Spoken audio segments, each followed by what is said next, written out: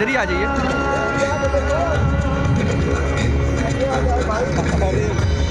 नंदाय ललिता तत्त्वतीर्थं मायापुरीषु च तथा मित्रपदं नाम ततः केदारमुत्तमम्। आस्था, श्रद्धा एवं सबसे प्राचीन सभ्यता का साक्षी है यह वाराणसी शहर। यहाँ कल कल बहती पवित्र गंगा नदी की धारा, जिसके समक्ष विद्यमान है यह ललिता घाट। मत्स्य पुराण में तीर्थों की चर्चा के अवसर पर ललिता तीर्थ का वर्णन हमें प्राप्त होता है। साथ ही साथ स्कंद पुराण के काशी खंड में भी जहां नव दुर्गा घाटों का वर्णन होता है, वहां भी ललिता घाट का नाम अंकित है। ततो ललिता तीर्थं गंगा केशव सन्निधौ तत्रास्ति ललिता देवी क्षेत्र रक्षाकरी परा।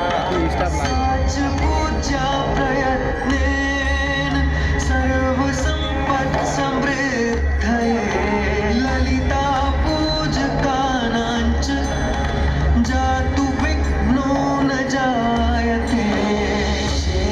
कृष्ण द्वितीयायां ललितां परिपूज्य वै नारी वा पुरुषो वापि लभते वाञ्छितं पदं। स्नात्वा च ललिता तीर्थे ललितां प्रणिपत्य वै लभेत् सर्वत्र लालित्यं। यद्वा तद्वानुलप्य च लभेत् सर्वत्र लालित्यं। यद्वा तद्वानुलप्य च। गंगा नदी के तट पर स्थित है ललिता तीर्थ, जहां क्षेत्र रक्षा करने वाली दुर्गा रूपी ललिता गौरी का निवास है, जिनकी सभी श्रद्धालु सर्व प्रकार संपत्ति लाभार्थ पूजा अर्चना करते हैं। इस घाट की सबसे विशेष बात यह है कि यहाँ शिव के साथ शक्ति के दर्शन भी श्रद्धालुओं को मिलते हैं। घाट के ऊपर गली में मां दुर्गा को समर्पित देवी ललिता का मंदिर विद्यमान है। साथ ही साथ यहाँ काष्ठ एवं ईंट से बना राज राजेश्वर मंदिर भी स्थापित है। भगवान शिव को समर्पित काशी में यह मंदिर नेपाल के पशुपति मंदिर का प्रतीक रूप है। वर्तमान में सुशोभित यह ललिता घाट पूर्व में 3 भागों में विभक्त था। दक्षिण दिशा की ओर से चले तो नेपाली घाट, ललिता घाट एवं राज राजेश्वरी घाट। इनका उल्लेख सन 1931 में मोतीचंद्र जी ने किया था। जहां नेपाली घाट एवं ललिता घाट के पक्के निर्माण का श्रेय नेपाल के महाराजा बहादुर शाह को जाता है, तो वहीं राज राजेश्वरी घाट के निर्माण का श्रेय सिद्धगिरी जी को जाता है। कालांतर में नेपाली एवं राज राजेश्वरी घाट ललिता घाट में ही समाहित हो गए। ऐसी मान्यता है कि अश्विन मास की कृष्णा तृतीया के दिन ललिता तीर्थ में स्नान कर देवी के दर्शन करने से श्रद्धालुओं की सभी मनोकामनाएं पूर्ण होती हैं।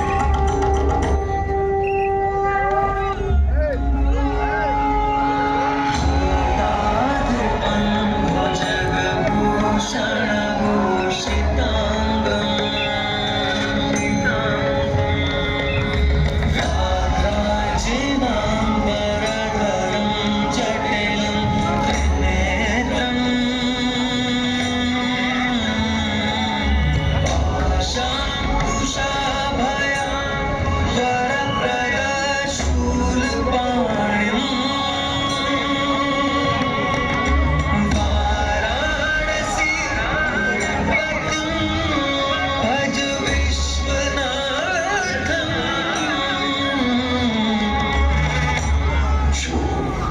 सभी जीवों के स्वामी हैं, जो सर्पों को आभूषण के रूप में धारण करते हैं, जो बाघ की खाल को सुशोभित करते हैं। सूर्य, चंद्रमा और अग्नि उनके 3 नेत्र हैं तथा वो जटाधारी हैं।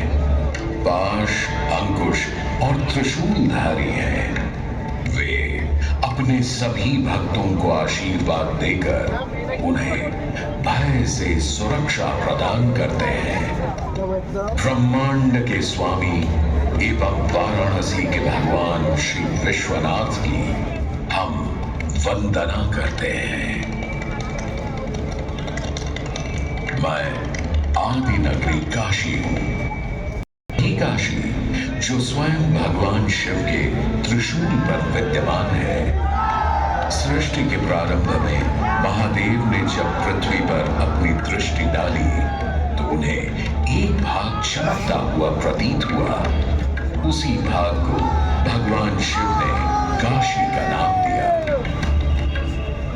कालांतर में गंगा नदी के तट पर बसी इस काशी नगरी में समय समय पर अनेकों घाट विकसित हुए, जहां श्रद्धालु आकर पूजा अर्चना एवं स्नान किया करते थे। माना तो यह भी जाता है कि यह नगरी एक बहुत सुंदर वन से ढकी हुई थी, जहां पीपल, आम, बरगद, शीशम आदि के वृक्ष हुआ करते थे, जिनकी छाया में बैठ ऋषि मुनि, साधु संत आनंद से तपस्या किया करते थे। इसलिए इस जगह का उल्लेख आनंद वन के नाम से भी किया गया है। जितनी पुरानी काशी नगरी है, उतना ही पुराना यहाँ का काशी विश्वनाथ मंदिर भी है। भगवान शिव को विश्वेश्वर, विश्वनाथ आदि नामों से भी संबोधित किया जाता है, जिनका अर्थ है संपूर्ण विश्व के स्वामी। किंवदंतियों की माने तो सृष्टि के आदि में जब भगवान शिव एवं मां पार्वती पृथ्वी का भ्रमण कर रहे थे, उन्हें यह स्थान बहुत प्रिय लगा। तब मां पार्वती को यहाँ कुछ समय रुकने की इच्छा हुई, तो भगवान शिव अपने लिंग रूप में यही स्थापित हुए। तभी से 12 ज्योतिर्लिंगों में इस मंदिर को विश्वेश्वर मंदिर के नाम से भी जाना जाने लगा, जहां भगवान शिव और माता पार्वती सदैव वास करते हैं। सदियों से इस पवित्र नगरी ने अनेक ऋषि मुनियों, तपस्वियों, धर्म गुरुओं आदि को अपनी ओर आकर्षित किया है। आदि शंकराचार्य एवं मंडन मिश्र ने इसी मंदिर के प्रांगण में बहुत समय व्यतीत किया। समय बदला, दौर बदला। भारत के स्वर्णिम काल पर विदेशी आक्रांताओं की नजर पड़ी, जिसे वे लूटने एवं सनातन संस्कृति को नष्ट करने के उद्देश्य से यहाँ आए। जब प्रथम बार गौरी ने आक्रमण किया, तब पृथ्वीराज चौहान ने उसे बुरी तरह पराजित किया था। अंत में उसने क्षमा मांगी और वचन दिया कि ऐसी गलती दोबारा कभी नहीं होगी। अतः पृथ्वीराज चौहान ने उसे छोड़ दिया। संभवतः यह एक दुर्भाग्यपूर्ण निर्णय था, क्योंकि अंततः गौरी ने पृथ्वीराज चौहान को धोखे से हराया। तत्पश्चात उनके साथ बहुत बुरा व्यवहार किया तथा उनकी दोनों आंखें भी निकाल दी। पृथ्वीराज की मृत्यु के उपरांत हिंदुओं का मनोबल कमजोर पड़ गया, जिसके परिणाम स्वरूप आतताइयों ने अन्य मंदिरों के साथ साथ विश्वनाथ मंदिर को भी क्षति पहुंचाई। यह ऐसा काला दौर था जिसके स्मरण करने मात्र से आंखें नम पड़ जाती हैं। परंतु समय सदा एक सा नहीं रहता और दुख के ये बादल भी सुख में बदलने वाले थे। एक धार्मिक सम्मेलन में राजा टोडरमल की भेंट नारायण भट्ट से हुई। नारायण भट्ट एक बहुत धनी व्यक्ति थे। दोनों ही धार्मिक इंसान थे और नित्य प्रति भगवान भगवान की पूजा अर्चना करना अपना परम कर्तव्य समझते थे। दोनों ने काशी विश्वनाथ के इस पावन मंदिर का जीर्णोद्धार करवाया और वीरान बड़े खंडहरों में एक नई जान डाली। 16वीं सदी में संत तुलसीदास ने यहाँ रामचरितमानस की चौपाई को पढ़ा था तथा संत एकनाथ ने भी यहीं पर वारकरी संप्रदाय का महान ग्रंथ श्री एकनाथी भागवत लिखकर पूरा किया था। लगभग 7वीं शताब्दी के मध्य में मराठा शासक मल्हार राव होलकर ने काशी विश्वनाथ मंदिर के पुनर्निर्माण की योजना बनाई। ये कार्य वे तो नहीं कर पाए, परंतु उनकी पुत्रवधू अहिल्याबाई होलकर जी ने इसे सन 1776 से 1778 के बीच पूरा किया। वर्तमान काशी विश्वनाथ मंदिर निर्माण का श्रेय अहिल्याबाई होलकर जी को ही जा रहा है। इनके अलावा महाराजा रणजीत सिंह ने 1000 किलो शुद्ध सोने से निर्मित छत्र को इस मंदिर पर लगवाया। जहां ग्वालियर की महारानी फैजाबाई ने ज्ञानवापी का मंडप बनवाया, तो वहीं नेपाल के महाराजा ने यहाँ नंदी की प्रतिमा स्थापित करवाई। सनातन संस्कृति को सुरक्षित रखने के लिए जिससे जो बन सका उसने वैसा किया और वर्तमान में भी यह क्रम देखने को मिल रहा है।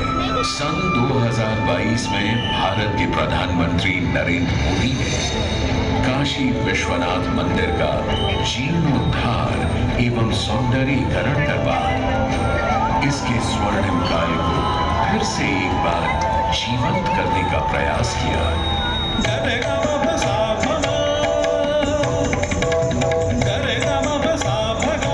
भगवान शिव को समर्पित काशी विश्वनाथ का यह पावन मंदिर सदियों से करोड़ों श्रद्धालुओं का प्रेरणा स्रोत रहा और सदैव के लिए रहेगा।